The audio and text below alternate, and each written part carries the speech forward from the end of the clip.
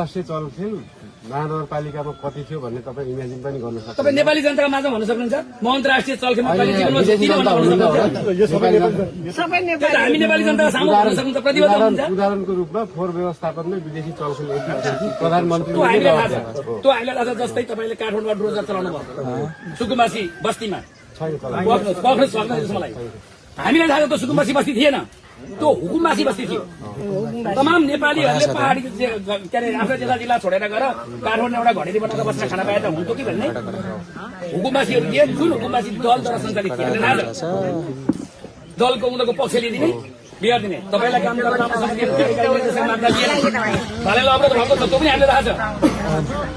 तर अहिले यहाँ चुनावी नारामा त छ नि त, बालले चाहिँ सुकुम्बासीबाट यहाँका 35 सालदेखि सुकुम्बासीले हातमा धनी पूर्जा पाएका छैन। तपाईँ त्यो धनी पूर्जा दिनका लागि चुनावी नारा मात्रै बनाउनुहुन्छ कि भोलि गएपछि तपाईँको क्षेत्रमा विजय हुनु भने धनी पूर्जा कति समयमा दिलाउन सक्नुहुन्छ?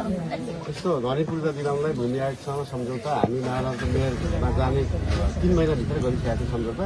तर सरकार 3 दिन 6 महिनामा चेन्ज गरेर जान सकेन। हामीले खोला किनारा भएकोलाई खोलामा नबस्नु, तपाईँहरूलाई बाढीले डुबाउँछ भनेर सारेर अन्त राखेर 6 महिना गएर हामी लजमा राख्नु राख्छौँ। तपाईँहरूको ठ्याक्कै त्यो लगत सङ्कलन गरेर तपाईँहरूले पाउनुपर्छ भनेर चाहिँ हो।